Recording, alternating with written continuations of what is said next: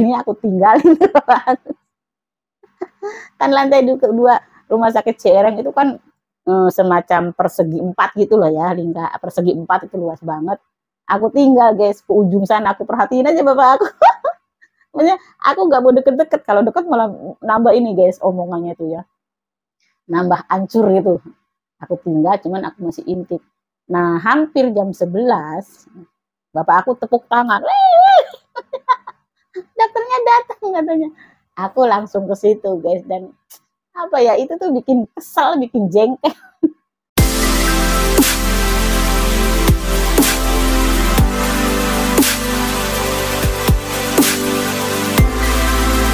Hai guys, selamat pagi. Jumpa lagi dengan aku dan Binunuf. Assalamualaikum guys. Ini Binunut udah mandi ya. Ini aku tidak bersepeda guys, karena agak sedikit lelah. Ini rambut Binunut aku mau sisirin guys, pakai begini tuh, pakai minyak rambut aku tuh. Wow, bagaimanakah rambut Binunut?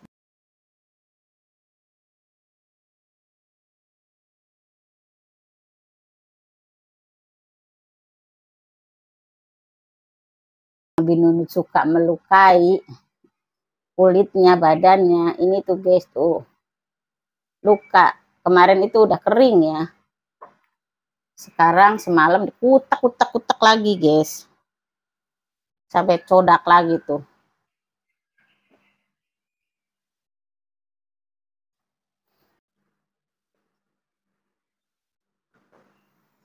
Itulah aku mau cerita sedikit. Terus duduk.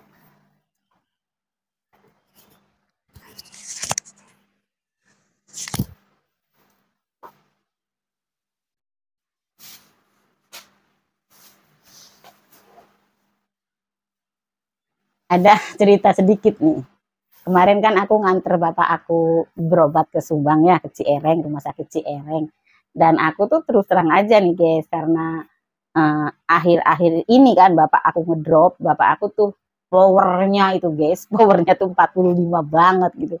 Jadi jarang sakit gitu. Dan selama aku bolak-balik ke luar negeri ataupun di rumah, tidak pernah melihat bapak aku itu sakit gitu. Paling sekedar pilek juga hampir tidak pernah lihat bapak aku pilek ya.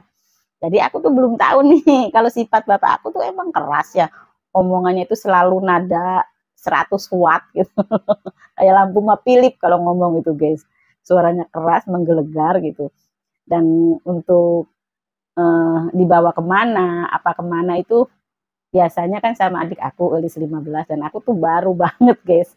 Maksudnya seumur aku ini nih, baru. Ini cerita sejujurnya nih guys. Walaupun gambaran sifat bapak aku itu kalau misalnya ke rumah sakit, manjanya, apanya gitu udah ada sih ya, karena sering ceritain sama adik-adik aku. Nah, jalan nih guys ke rumah sakit. ini ketawa dulu nih guys. Sebelum jalan kan sarapan pagi dulu nih. Aku kan pagi-pagi sibuk guys, udah sebelum subuh aja aku udah bangun ya. Udah masak nasi doang nih, karena lauk makan kan banyak beli. Adik aku di rumah juga pastinya sibuk banget. Nasi udah mateng, Binunut udah dimandiin, udah cantik seperti sekarang guys, udah wangi. Aku pengen beli sarapan dong, ke tetangga aja deket ya, yang seperti biasa itu. Nah di saat nasi itu belum habis, onclong itu, bapak aku tuh datang guys. Nah itu langsung itu apa, mengasih saran, ngomongnya dengan nada 180 derajat, bengok-bengok. Katanya, kenapa jam segini mobilnya belum datang, bla bla bla bla. Udah orang-orang tuh udah nggak aneh ya, sekitar itu kayak geledek bapakku kalau ngomong. Kan perjanjian dari semalam itu, kami ini jalannya dengan mobil siaga. Tahu kan mobil siaga itu mobil desa. Karena di rumah itu bontotnya Sulastri 15, SIM-nya modar. Dan bontot aku juga tidak bisa libur kerja sebetulnya, mendadak kan. Nah, bapak aku udah ini guys, udah ngebul kepalanya ya, udah berpakaian rapi gitu. Aku bilang sabar gitu lah ya, itu nurunin suhu suhu volume volume bicaranya. Wah tetap nggak ngaruh.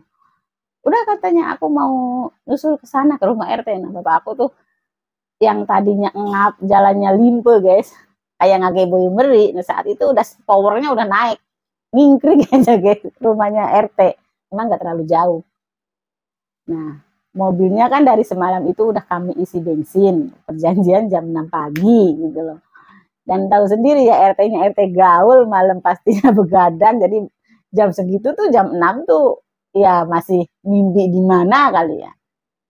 Aku lanjutin sarapannya, walaupun sarapan aku tuh masuk berapa sendok aja karena dengan volume bapak aku yang power itu nafsu makan aku hilang gitu. Ya, tuh. Udah pulang dan bapak aku udah nyusul aku nih, wah klakson gak berhenti-berhenti guys, karena kan dia udah standby di dalam mobil, turun, cukup. Ayo katanya, udah jam berapa ini? Aku masih cengar-cengir aja. Jalan tuh kita ke rumah sakit. Aman-aman aja di perjalanan. Nah, nyampe rumah sakit, mintanya ke UGD. Aku nih yang pengalaman nih, masuk rumah sakit kemarin itu katanya. Berapa bulan yang lalu aku bawa ini, Ahmad, adik bontot aku. Aku masuk UGD katanya langsung ditangani, bla bla bla bla, wah ceramah. Aku nggak dengerin. Dia ngekor aku akhirnya. Masuk ke pendaftarannya. Nah di pendaftaran itu udah mulai guys, udah mulai kayak anak kecil nggak dikasih mainan, udah bongok-bongok. Lama katanya ini itu kita pindah aja ke PPN katanya. Kalau rumah sakit PPN itu rumah sakit swasta gitu, cepet penanganannya katanya. Tapi sini lama nih, orang tuh jam setengah 8 itu udah banyak banget guys di rumah sakit, udah banyak-banyaknya yang antri lah, yang ngambil berkas lah, yang ngisi formulir, tahu sendiri keadaan rumah sakitnya. Itu bapak aku tuh jadi pusat perhatian tuh, seneng guys. Udah nih masih bisa dihandle ya, sabar aku bilang iya kan, ditulis gitu loh, lagi ditulis gitu. Emang rumah sakit Indonesia nih ya, tapi mungkin tidak semua rumah sakit ya, untuk administrasi kayak model pasien baru, pasien lama itu terlalu bertele-tele gitu loh ya, tidak seperti luar negeri, kasihkan KTP gitu, udah pokoknya udah kita dipanggil aja gitu, udah gampang, tidak seribet di tanah air sendiri nih. Lanjut ke cerita itu. Nah setelah udah dapet nih nomornya, maksudnya tuh administrasi nama lah, inilah itu biodata lah, terus bayar buat apa namanya, buat antri nomor lah gitu lah ya, karena kan kita pasien baru dan pasien umum, tidak pakai BPJS. Dapat tuh di lantai 2, namanya dokter ya guys, dokter kan ada jamnya gitu loh. Dan jamnya itu emang biasanya molor, itu udah budaya Indonesia guys, itu udah budaya Indonesia banget. Itu pas masuk ke lantai 2, posisi itu ruangan-ruangan itu belum beroperasi karena belum jam 8. Itu udah kayak kosokan guys, udah kayak setrikaan, bapak aku bolak-balik ya, ketemu nih bagian spesialis paru gitu loh ya, atau spesialis dot gitu loh. Duduk dong depan pintunya, baris di situ.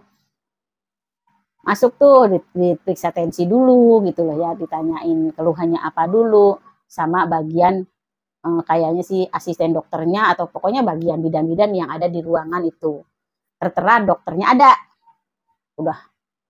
Udah cek tensi, udah ini itu, noh, keluar lagi. Nah, di situ mulai bapak aku berulah. Dari jam 8 dinyatakan kalau dokternya itu setengah 9 atau jam 10 biasanya datang. Ya emang jam-jam dokter itu segitu guys. Nanya lagi guys, belum datang. Udah ngamuk-ngamuk di luar. Udah itu memberikan aku tekanan. Pindahlah ayo ke sana katanya, ambil lagi surat-suratnya ini. Aku nggak denger guys. Aku cuekin aja.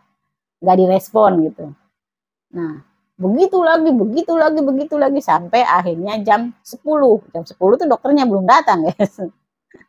Aku bilangin ya wajar kalau dokter begitu. Bisa aja itu dokter buka praktek di rumah dulu ataupun di tempat lain dulu. Kesininya jam berapa? Wah, nambah marah itu. Udah kalau ada perabotan udah banting, udah hancur semua guys. Dan itu kan jadi perhatian banyak orang. Nah, solusinya guys, daripada aku juga tensinya ikut naik dan jadi perhatian orang juga, akhirnya aku tinggalin. Kan lantai dua rumah sakit Ciherang itu kan semacam persegi 4 gitu loh ya, lingkar persegi 4 itu luas banget. Aku tinggal guys ke ujung sana, aku perhatiin aja bapak aku. Maksudnya aku nggak mau deket-deket, kalau deket malah nambah ini guys omongannya tuh ya, nambah hancur gitu. Aku tinggal, cuman aku masih intip. Nah hampir jam 11 bapak aku tepuk tangan, dokternya datang katanya. Aku langsung ke situ guys, dan apa ya, itu tuh bikin kesel, bikin jengkel. Aku sampai tepuk jidat berkali-kali. Astagfirullahaladzim, itu bapak aku tuh begitunya tuh nggak ada perubahan. Itu ruangan praktek dokter spesialis paru udah kayak setrikaan guys, nanya lagi, udah pada bete itu. Suster-suster yang di ruangan itu. Dan akhirnya dokternya datang, diperiksa gitu, banyak obrolan-obrolan tentang penyakitnya, tentang pantangan makanannya. Nah di situ juga bapakku protes, adu debat sama dokter, walaupun akhirnya bapak aku kalah gitu loh ya, kalah gitu. Apa sih gitu loh bapak aku gitu loh. Cuman apa ya, jiwa kepemimpinannya itu tidak mau direndahkan sedikit pun gitu. Walaupun berhadapan dengan dokter. Dan hasil rongsen yang dari Haurgelis itu kan dibawa. Dan ternyata guys, setelah berapa lama bapak aku melakukan pengobatannya di spesialis paru ataupun di dokter-dokter umum di Haurgelis ya, belum lagi yang ke puskesmas yang lebeng 3 hari sekali ke puskesmas guys, karena ketakutan untuk apa ya, kasarnya mati lah ya, ketakutan untuk meninggal itu bapak aku tuh banyak banget gitu. Kalau udah napasnya sesek, udah panik, ini itu tuh panik. Kalau aku meninggal, aman bagaimana katanya. Gitu guys. Jadi ketakutan yang berlebihan. Hayu hantam terus obat. Dan ternyata diagnosa yang dari dokter Haurgelis itu mengatakan bapak aku penyakit paru-paru yang sudah rampang. Orang bilang paru-parunya itu udah bolong-bolong atau apalah guys. Itu salah diagnosa. Jadi ya otomatis obat yang diminum juga tidak bakal mempan karena itu bukan obatnya guys. Penyakit pokok bapak aku itu pembengkakan jantung ya, yang udah dibilang mah udah tidak bagus, tidak baik-baik aja. Karena dengan usia yang 83 atau 84 lah guys, dengan usia yang udah sepuh, juga bapak aku itu pekerja keras, ya, sampai hari ini pun ya, malamnya ngik-ngikan nggak bisa napas, hari ini masih mikulin air gitu loh. Jadi capek dibikin sendiri. Terus bapak aku tuh kan riwayat darah tinggi, ya mungkin aku nurun nih guys, riwayat darah tinggi. Makannya itu tidak asin tuh tidak bisa makan. Bahkan masakan yang aku masak, sayur atau apapun, dia bilang gak ada rasanya. Karena emang segitu aja bagi aku mau udah cukup. Bapak aku masih tambah itu garam 1/2 sendok. Di situ tuh debat tinggi banget sama dokter ya. Nah setelah selesai pengobatan, nih bidannya ngasih saran ngambil obatnya jangan di apotek dalam, teteh. Tahu sendiri sih bapaknya kayak gitu, bisa-bisa ngamuk-ngamuk karena nunggu lama. Jadi aku ikutin saran bidan, ngambil obatnya, nebus obatnya di apotek luar. Udah nih guys ya. Walau sedikit bapak aku marah-marah, suruh nungguin di mobil, nyusul ke dalam guys. Setelah keluar dari rumah sakit, udah mau bikin ulah lagi nih bapak aku. Ngajak main ke saudaranya, pokoknya masih sekitar Subang sana lah ya. Katanya perjalanan 1/2 jam. Aku nolak dong guys. Udah di rumah sakit kayak orang sekarat, pengen buru-buru gitu kan. Nah sekarang udah mau pulang nih, di jalan minta mampir. Ya, ya pelan-pelan ya aku ininya nolaknya guys. Walaupun hati aku dongkol banget. Nanti kalau punya uang, sekarang mah aku juga nggak punya uang, malu kalau ke sana gitu loh. Mau ngapain? Ke sana tuh mesti bawa minuman, bawa makan gitu loh. Ya maaf ya kalau orang gunung gitu loh ya. Orang gunung itu kan tidak semua orang gunung guys. Orang gunung tuh biasanya tuh cukup dengan makan sambal lalap itu aja ya. Mirip gitu loh. Bukan berarti pelit, beda tipis sama pelit. Akhirnya udah diolok begini begitu pulang guys ya.